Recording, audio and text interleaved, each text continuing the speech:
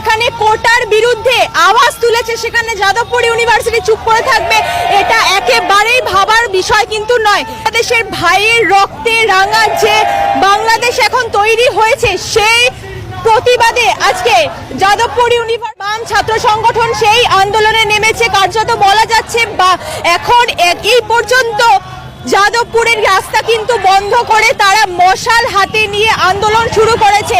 তাদের স্লোগানে কিন্তু যাদবপুরের মাটি এবং আকাশ মুখর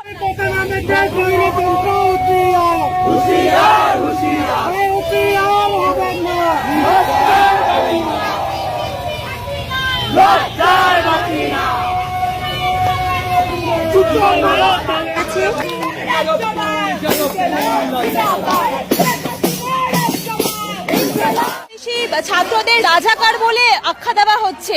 রাজাকার তো সেখানকার মানুষদের জন্য বা ছাত্রদের